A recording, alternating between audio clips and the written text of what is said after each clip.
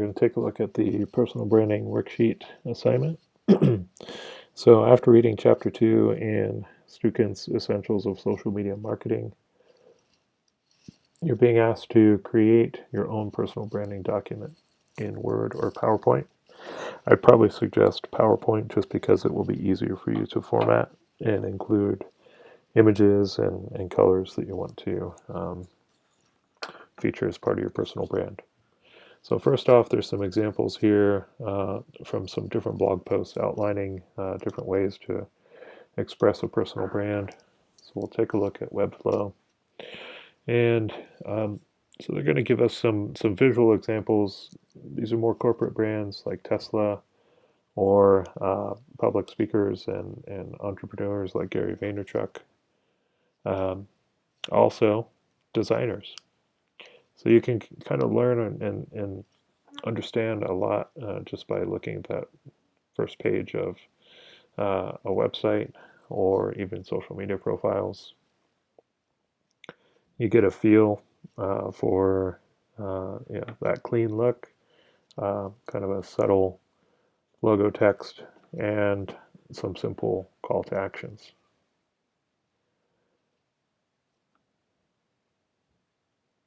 So notice the difference between Alice Thorpe and her latest tutorials promoted here and what the YouTube channel looks like. Still some unique content in the banner across the top, and then each of the thumbnails has somewhat of a consistent look. Here's a designer training site, cheat sheets available. Bill Nye the Science Guy, Tony Robbins. So I'm not necessarily asking that you guys create mock-ups of web pages and home pages, but this is just an idea of what will go into this sort of content in the future. And so what we have to do first is identify all of the elements that make up that personal brand. So these are pretty similar to what we would do when we create a mood board, and they're going to highlight things like your passions, colors, design styles, photos, your values, goals, purpose, attributes, strengths, weaknesses, and it's going to help paint a picture of what you're like in real life. Why would somebody want to work with you or hire you? So this is a living document. You can change this. Consider this the first draft of many. Um, One thing I want to make sure is that you don't get stuck and feel like you can't continue and complete these 9 steps. Um, if you feel stuck, you don't like the answer to something, still put it down and then come back to it, because the other steps might give you some other ideas on how to change that. So first thing, you can download this same content, all of these steps in a Word doc, and start to fill in the blanks here. Or if you want, um, open up PowerPoint and make a slide for each one of the steps, and narrow down these step names to just be target audience, vision, purpose, goals, etc. So the first step in determining your personal brand is figuring out where you want to work. What do you want to do? What kind of job do you want to have? What industry do you want to work in? Do a search of this job role on any site, and you've already done this, looking specifically for social media. Look at the descriptions for these jobs that you might want to have. Look at the skills that are going to be required and the experience that one of those candidates would need to have when being hired. Now take the common keywords from that career search and write those down for your target audience. Next, we want to determine your vision and purpose. So close your eyes for a minute and then picture yourself, in a few months from now, or a year from now, or 5 years from now, and think about what you're going to be doing, who you're going to be with, what you might have accomplished, and get a feel for what that's like. How's that feel? Still with your eyes closed. Now think about a personal problem, or sorry, not a personal problem, a world problem you'd like to see solved, or an area of your life that you want to improve on. So now open your eyes, and what you've done is started to create your personal vision. This is your picture of you, your true self in the future, who you want to be, what you want to do, how you want to feel, who you want to associate with. And this includes all elements of your life and your career. So this personal vision is going to help you stay on track and stick with your goals and your motivations. And this is the process for creating your future life. So now write down that personal vision and think about what that will mean to you. Also know that you are the one that has the role in making this vision happen. This is your purpose. So what do you need to change to honor this vision and lead that future you? So write these things down. Will you need to get a degree? Will you need to get your first apartment, move out, maybe buy your first car, maybe move to a different city, have a fresh start? Write all those things down for step 2 here. Next, we want to look at what your personal values are. These are your core principles that give meaning to your life. So these are your standards about your attitude, your choices, your actions. You can see from the list is a pretty good um, number of common values, but you could choose your own. So select at least 10 of these words or come up with your own that will best describe what you value most.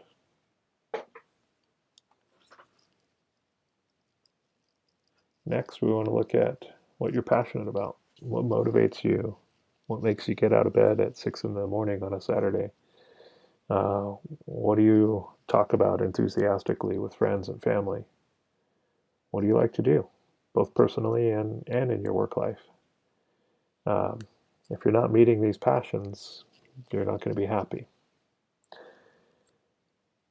As they say, if you're doing something you love, it's not work. So write these passions down and then think about how these passions interact with what you do best at school and at work. So if you're passionate about helping people, maybe this helps you become a better team player or a better leader, and ultimately helps you to help customers or clients. Next thing we want to do is determine your goals. So these are supposed to be very specific objectives. These would be what you want to accomplish and create for yourself as an action plan that you can achieve in the future. So one method that we use for determining goals is the SMART criteria, which I'll show you here. So SMART is an abbreviation for specific, measurable, assignable or attainable, relevant or realistic, and time-based. So we don't want to set such a goal that it's never going to be achievable in the amount of time that you have. So we want to make sure that it's attainable, it's relevant, and can be achieved in a good amount of time. So when we take a look at goals for the next year, next 5 years, 10 years, write these down. You can write down the goals for the next 6 months. But be specific in what you want to achieve, which will help you become successful at attaining that goal. So for you guys, maybe your goal is to graduate from school and accept a full-time job. whose mission is connected to your core values. Next, we're going to look at brand attributes for your personal brand. So these are the words that you would use to identify your personality or the value that you have to offer. So you can see from the list some good attributes here: compassion, responsible, good communicator, ethical, honest, organized, focused.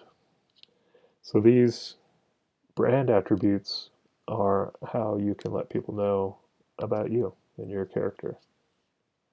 So ask a friend or family member, coworker, to describe you using 3 or 4 adjectives. See what personality traits they use to describe you, and consider how they might introduce you to someone else. So list these 3 or 4 adjectives that best describe the value you offer and write these down. And you might even include some from this list.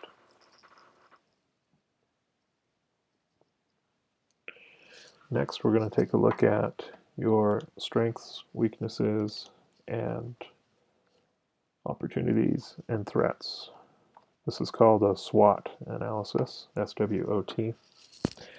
And a SWOT analysis is usually displayed like this. So it's a 2-row, 2-column grid. Simplest way is just draw a cross and then fill in what your strengths are. Your strengths and weaknesses are internal, so that's internal to you as a person or your organization. Opportunities and threats are external to you, so this is the environment that you're in. Strengths are helpful, so are opportunities. Weaknesses and threats are harmful to achieving your goals or your objectives. So when we identify these, think about your strengths. What are you good at? What do you like to do? What would somebody say? Call Bob because he's the best at this. Weaknesses.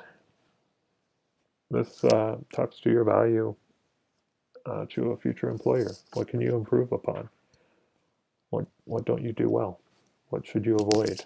Make sure that you're not getting into a position that is doing the things that you really don't excel at, because that's probably not a good position for you. Opportunities. So these are things that might be facing the industry. In the times of COVID, there have been great opportunities for people to figure out different ways of doing business. So if restaurants aren't able to seat people, how do we get food to the people? Delivery services have sprung up or been optimized. Curbside pickups, lots of opportunities there. Threats. So these are going to be obstacles like COVID. That's a threat. That's harmful to the goal of a business in some instances. So in addition to that, it could be skills. So you might have a threat that, gee, I need to really learn this new way of web design, new coding, because it's a threat to my future job. What are your weaknesses? Do they cause a threat? Sometimes those, unfortunately, work hand in hand. So develop your own SWOT analysis, little table or chart, and identify some of your strengths, weaknesses, opportunities, and threats. Next to last, we've got determining your competition. So look left and look right when you're sat at your seat in class. This is your competition. These are the people that are looking for the same jobs you are. They're competing for the same, in the same competitions. Think about what makes you the best hiring choice. Why would somebody hire you over the next person? Remember that you're an investment for a company. They are hiring you because you can perform certain tasks in a reasonable amount of time and help them grow and help their customers. whether it's being hired as a designer, a freelancer, or as an employee in a business. So take a look at LinkedIn. Search for other people that have the similar job title that you researched. Graphic designer, web designer, social media expert. Look at what their profiles, see what their unique value proposition is. What does their headline say that they're good at? Or, why would I hire this person? What added value do you have over what these people provide?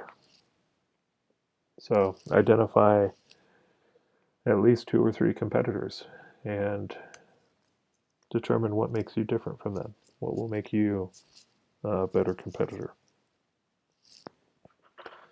And the last step here is to identify some words that would reflect your personal brand. So these might be similar to what you included in your personal brand attributes. They might be some of your values, but pick 3 and explain why you chose those 3. Why did you choose honesty, or why did you choose timeliness? Why are those things important to you and your personal brand? So that wraps this up. So don't forget, this is not permanent. Um, this work is going to benefit you now and in the future. If you keep up on this and maintain this, it's a living document, and it's going to help you better communicate your value to future employers or clients. So you're going to wrap up these 9 steps either in a Word doc or as a PowerPoint and submit that as the output of this assignment. And then remember, each step is worth about 10 points. So you'll be evaluated on the completeness of how you've answered these questions.